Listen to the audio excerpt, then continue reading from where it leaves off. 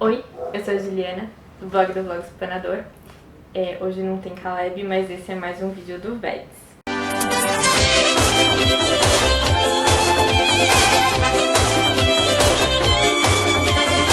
Hoje eu vou falar sobre um livro que eu gostei muito, que é o Amiga Genial. Eu li esse livro logo que saiu e estou desesperada pelo segundo, e agora em agosto a gente discutiu sobre ele no Leia Mulheres aqui de São Paulo. E o livro cresceu, se isso é possível, ainda mais. Esse livro ele faz parte da tetralogia ou da série napolitana, como vocês preferirem. São 4 livros. O quarto acabou de sair lá nos Estados Unidos com muito alarde, com muita festa, com muito... enfim. E aqui no Brasil, aí, diz a lenda que no fim do ano sai o segundo, e eu espero que sim, porque eu preciso saber o que acontece. Outra lenda desse livro é que, na verdade, dessa série, é que essa série tem traços autobiográficos sobre a autora. Mas eu digo que é lenda pelo seguinte: ninguém sabe quem é Helena Ferrante, porque trata-se de um pseudônimo. E ela nunca aparece, ela dá entrevistas por e-mail, e nessas entrevistas ela diz que acredita que os seus livros, a partir do momento que eles são lançados, essa é a conversa que ela tem com os leitores e que a obra deve falar por si só, certo? Então, muitos mistérios pairam em volta de Helena Ferrante. Mas se você não sabe disso, não tem problema nenhum, porque o livro ainda assim é extremamente envolvente, você não precisa saber que é a autobiografia dessa autora. Eu nem acreditei muito nisso, eu achei uma ótima ficção, mas se você quiser, você pode achar que é uma autobiografia, você pode achar o que você quiser, certo? A espinha dorsal desse livro é a amizade entre duas mulheres, a Helena, ou Lenu, por isso que acham que é autobiográfico, enfim, a narradora tem o mesmo nome da autora, e a Lila, que é a Rafaela, que são amigas desde a infância até a idade adulta.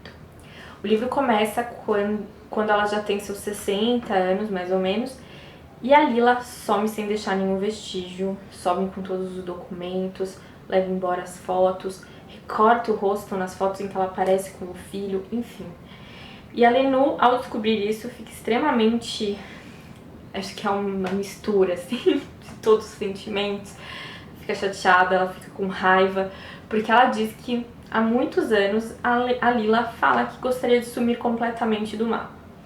E que ela finalmente conseguiu aquilo que ela tanto desejava. Só que como uma forma de vingança, e aí eu também interpreto como uma forma de resgatar essa amiga, a Lenu começa a contar a história dessas duas mulheres, enfim, desde do momento que elas se conheceram e como essa amizade surgiu. Então, esse primeiro livro, ele vai narrar dos 7 aos 17 anos, né, delas, quando elas se conhecem, né, aos 7 anos na escola, e até os 17, quando a juventude ali, quando alguns conflitos começam a se desenhar de uma forma mais complexa, vamos dizer assim. Mas como eu disse, elas se conhecem na escola, mas elas moram no mesmo bairro. E eu acho que nesse livro é muito importante o ambiente e a época em que esse livro é narrado. O livro se passa, né, no começo, quando elas têm os seus 7 anos, em 1948, na Itália pós-guerra, num bairro pobre e proletário de Nápoles. Então, nesse contexto, você tem o pós-guerra, que por si só já seria uma grande coisa, né, porque afinal de contas a Itália saiu bem mal da guerra, vamos dizer assim. Então tem todo o movimento de reconstrução e da coisa da identidade italiana, né? Que é um momento, todo momento eles falam do dialeto, que alguns falam italiano, outros falam dialeto. Então você tem já tem esse ingrediente, né? Você tem, assim, a mácula mesmo, né, da guerra, né? Porque, enfim, teve o fascismo lá na Itália e você teve os colaboracionistas, e tem um pouquinho da Camorra ali nesse bairro.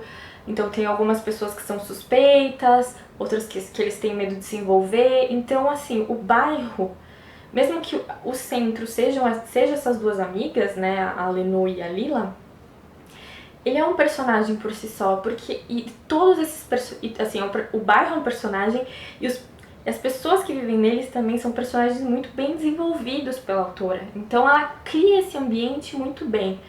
Tanto que muita gente acha a primeira parte um pouco lenta, porque realmente ela ambienta muito bem a coisa, assim. Eu achei isso muito impressionante. Eu gostei muito, enfim, porque tem todo esse contexto, eu acho interessante, mas eu acho que mesmo quem não gosta, né, dessa coisa mais histórica, pode achar interessante porque é todo assim, um bairro de tipos, assim, então você tem personagens de todos os tipos e com conflitos e isso. Por ser um bairro muito miserável, a violência tá o tempo todo em volta dessas meninas, assim.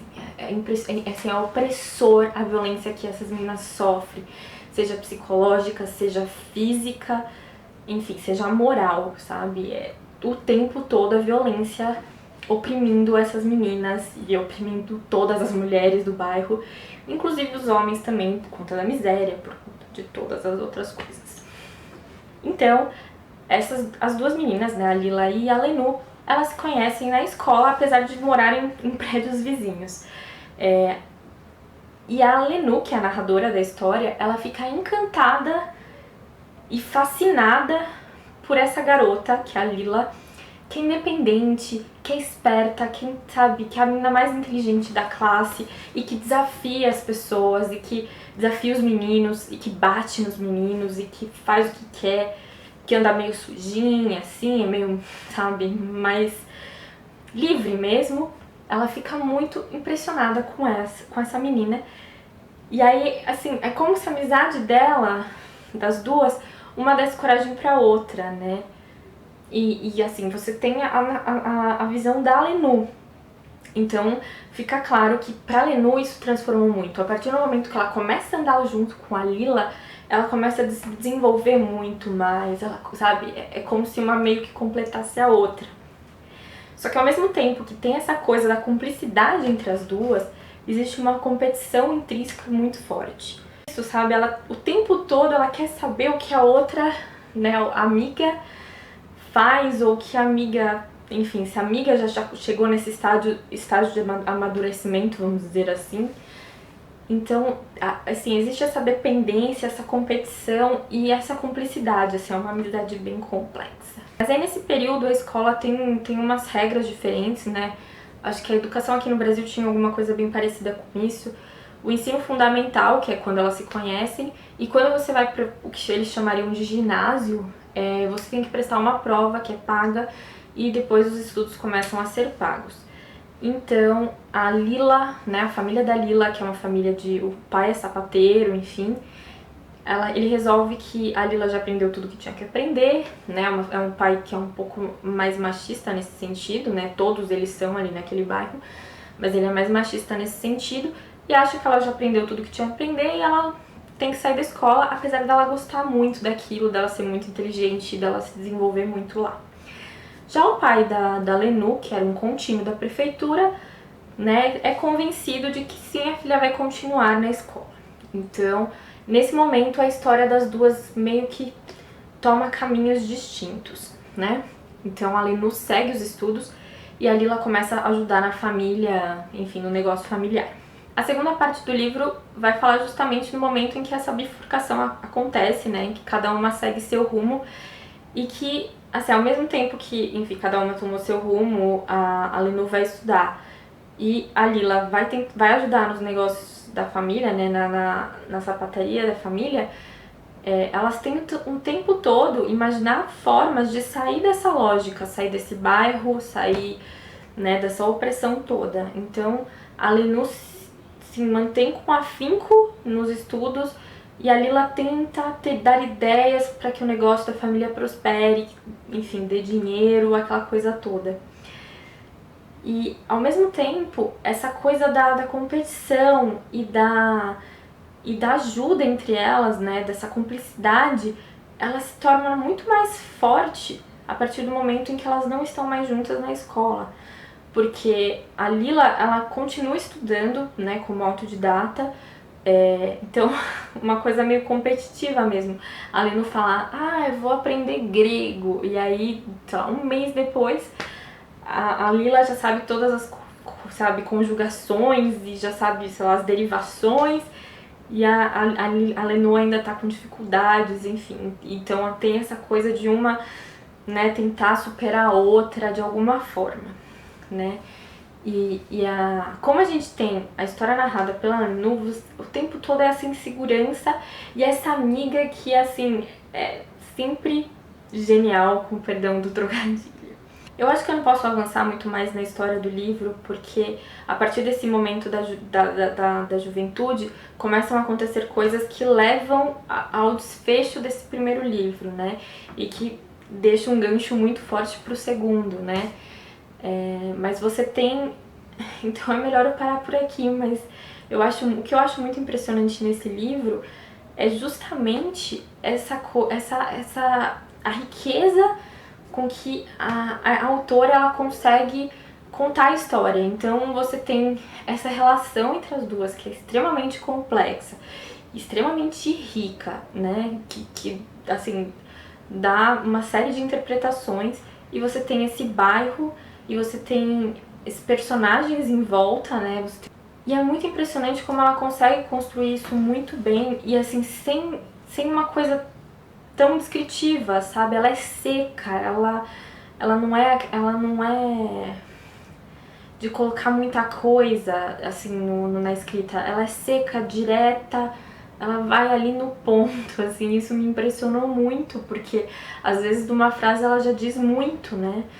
Então é isso que eu achei muito fascinante, né? Porque é justamente isso. Então numa frase você vê, puta, olha esse contexto, olha essa, sabe, essa opressão, é uma coisa maluca, assim.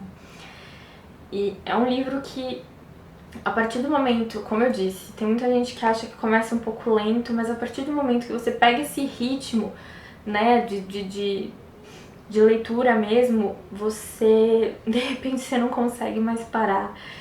E a autora, assim, propositalmente, ela já disse em entrevistas, ela deixa um gancho absurdo pro segundo livro. Então você quer pegar o segundo livro quando você termina, porque ela deixa, assim, um conflito muito, pá, sabe, assim, em aberto, e é, tipo, muito angustiante, é muito angustiante. Gente, eu acho que eu não consigo falar tanto desse livro, porque foi um livro que eu gostei demais. E quando eu gosto muito de uma coisa, eu já não faço muito sentido na vida. Mas quando eu gosto de uma coisa, eu fico mais ainda sem sentido. Mas é um livro que tem muitas nuances. É um livro que eu acho que vale a pena ser lido e vale a pena dar uma chance pra Helena Ferrante. Por mais que, ele tá no hype, dê uma chance, porque vai valer muito a pena fazer parte do Ferrante Fever. E eu espero poder ler logo o segundo. E, enfim, e o terceiro e o quarto, porque eu estou desesperada. Mas é isso, eu espero que vocês tenham gostado. Se vocês já leram, deixe um comentário aqui se vocês também se apaixonaram por essas duas amigas. Amanhã tem mais vídeo porque estamos em VEDS. Está ficando difícil, gente, mas até amanhã. Tchau, tchau.